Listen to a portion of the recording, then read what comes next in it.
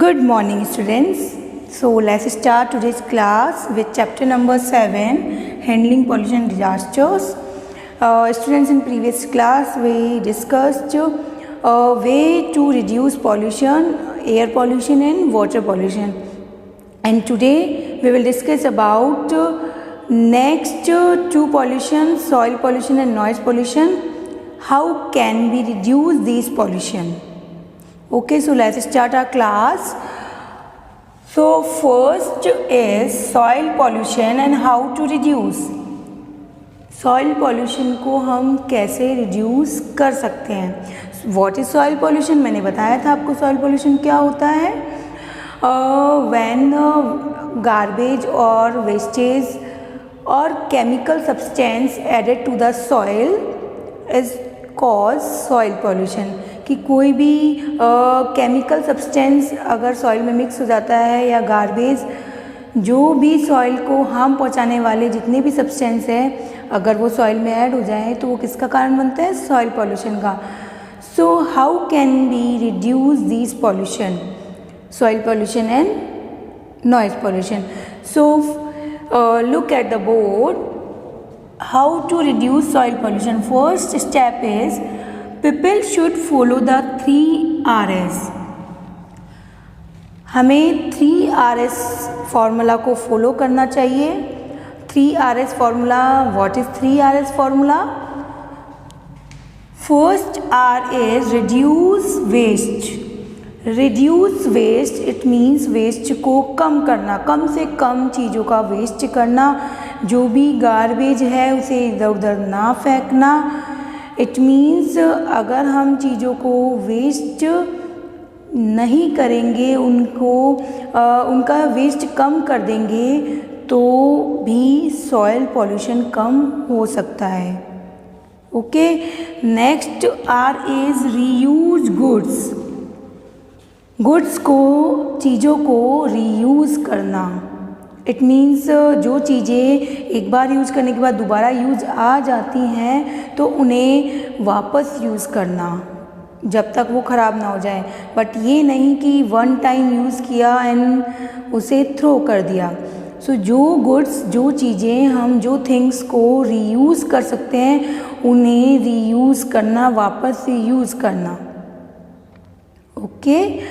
Now recycle things. This is the third R. Recycle things. It means जो चीज़ें हैं उन्हें रिसाइकिल करना. For example paper. पेपर से न्यूज़पेपर बनता है, मैगज़ीन बनती हैं, तो वो जब बाद में हम उन्हें सेल कर देते हैं किसी को तो वो वापस फैक्ट्रीज़ में जाती हैं जहाँ पेपर से पेपर मेड चीज़ें बनती हैं. तो वो पेपर जो होता है वापस रिसाइकिल हो सकता है. तो रिसाइकिल थिंग्स को रिसाइकिल करना. Okay. So this is about 3Rs. Now next step is these 3Rs are very effective in reducing pollution. और ये जो 3Rs हैं वो हमारे पॉल्यूशन को कम करने में इफ़ेक्टिव होते हैं, बहुत असरकारी होते हैं. इट मीन्स अगर हम इन 3Rs को फॉलो करें, रिड्यूस, रीयूज़ और रिसाइकिल, इन 3Rs को अगर हम फॉलो करें 3Rs फार्मूला को तो हम सॉइल पॉल्यूशन को कम कर सकते हैं. ये पॉल्यूशन को कम करने में बहुत इफ़ेक्टिव होता है, प्रभावी होता है. Okay. Now next is use of plastic and polythene bag for any purpose must be stopped. Plastic और पॉलीथीन के जो बैग आते हैं उनका किसी भी पर्पज़ के लिए अगर हम यूज़ करते हैं तो उसे स्टॉप करना चाहिए, उसे हमें रोकना चाहिए. हमें प्लास्टिक और पॉलीथीन बैग यूज़ नहीं करने चाहिए क्योंकि प्लास्टिक और पॉलीथीन बैग जो हैं अगर हमने उनको इधर उधर डाल दिया और वो लैंड में, सॉइल में मिक्स हो गया तो वो आज जैसा है हमें आगे भी वो वैसा ही मिलेगा. प्लास्टिक कभी भी गलता नहीं है, वो सेम एज इट इज़ रहता है सालों तक. तो प्लास्टिक और पॉलीथीन बैग का यूज़ नहीं करना चाहिए. उसके अलावा अगर प्लास्टिक और पॉलीथीन बैग किसी एनिमल ने, फॉर एग्ज़ाम्पल काऊ ने खा लिया तो वो उनकी हेल्थ के लिए भी नुकसान करता है, हार्मफुल होता है. एनिमल्स की हेल्थ के लिए भी। तो हमें प्लास्टिक और पॉलीथीन बैग का कम से कम यूज़ करना चाहिए, उनका यूज़ करना स्टॉप करना चाहिए। Okay, as they are non biodegradable, क्योंकि प्लास्टिक और पॉलीथीन बैग जो क्या होते हैं, नॉन बायोडिग्रेडेबल। नॉन बायोडिग्रेडेबल का मीन क्या होता है? What is the meaning of non biodegradable? Which chemical substance that can not be change into natural substance, वो केमिकल सब्सटेंस जिन्हें नेचुरल सब्सटेंस में चेंज नहीं किया जा सकता, उन्हें नॉन बायोडिग्रेडेबल थिंग्स कहा जाता है। Plastic and polythene are non biodegradable things. Okay, so next is plantation should be encouraged as trees help prevent soil erosion। Plantation को ज़्यादा से ज़्यादा इंकरेज करना चाहिए, प्लांटेशन को ज़्यादा से ज़्यादा बढ़ावा देना चाहिए। It means plant more and more trees, ज़्यादा से ज़्यादा ट्रीज़ हमें ग्रो करने चाहिए, प्लांट करने चाहिए। क्यों?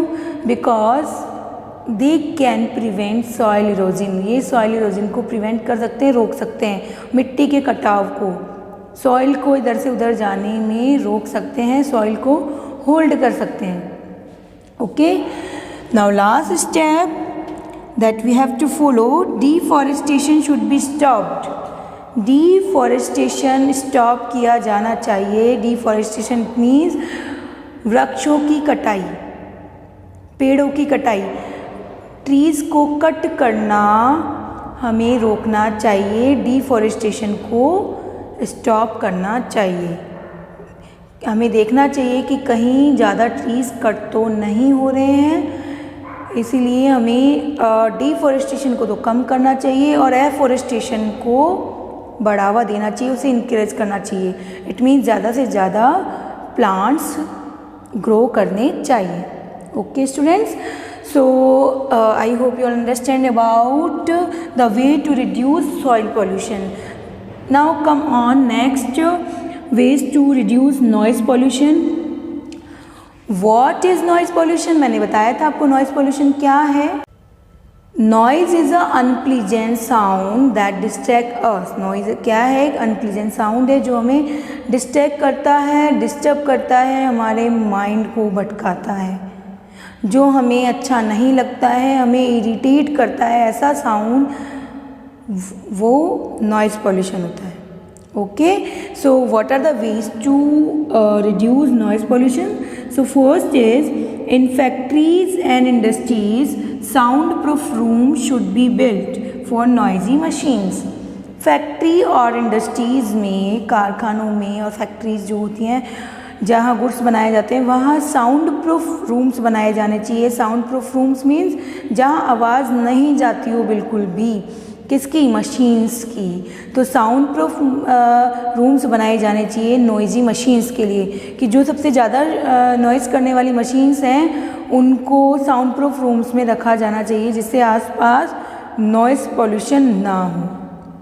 Fine, now use of loud horns and vehicles producing noise should be banned। Loud जो हॉर्न्स हैं, यानी तेज़ बजने वाले जो हॉर्न हैं जो व्हीकल्स में लगते हैं, और व्हीकल ऐसे जो बहुत ज़्यादा नॉइज़ प्रोड्यूस करते हैं, जिन व्हीकल्स में बहुत ज़्यादा आवाज़ आती हैं, उन लाउड हॉर्न्स और उन जो वो व्हीकल्स हैं जो नॉइज़ी व्हीकल्स हैं उन पर बैन लगाना चाहिए। बैन मीन्स उन पर रोक लगानी चाहिए। ऐसे नॉइज़ी व्हीकल और ऐसे लाउड हॉर्न्स यूज़ नहीं किए जाने चाहिए। Okay, now industrial plants, airports, bus and railway station should be built away from the residential areas. Industrial plants it means जो हमारे कारखाने हैं, उद्योग हैं, इंडस्ट्रीज़ हैं, उनको, बस स्टेशन को, एयरपोर्ट्स को, रेलवे स्टेशन को रेजिडेंशियल एरिया से दूर लगाया जाना चाहिए, दूर बनाया जाना चाहिए। रेजिडेंशियल इट मीन्स जहाँ लोग रहते हैं, जहाँ हम लोग रहते हैं, पॉपुलेशन रहती है, उनके आसपास railway station, bus station, airports और इंडस्ट्रियल प्लांट्स नहीं होने चाहिए, क्योंकि वहाँ से जो नॉइज़ क्रिएट होता है वो रहने वाले आसपास के लोगों को डिस्टर्ब कर सकता है। Okay, now misuse of loudspeakers and public announcement system should be controlled. Misuse of loud speaker, loud speaker का मिसयूज़ नहीं होना चाहिए कि केवल अपनी मस्ती के लिए हम बहुत तेज़ आवाज़ में स्पीकर्स को यूज़ कर रहे हैं, उन्हें बजा रहे हैं, उनका वॉल्यूम हमने हाई कर रखा है किसी और को डिस्टर्ब करने के लिए, तो हमें लाउड स्पीकर का मिसयूज़ नहीं करना चाहिए।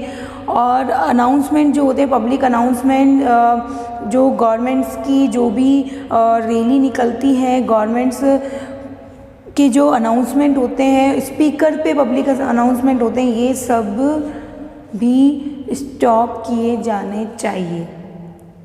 बिकॉज पब्लिक अनाउंसमेंट, माइक पे जो पब्लिक अनाउंसमेंट्स होते हैं और लाउड स्पीकर्स का यूज़ होता है, ये सब भी नॉइज़ पोल्यूशन का कारण होते हैं।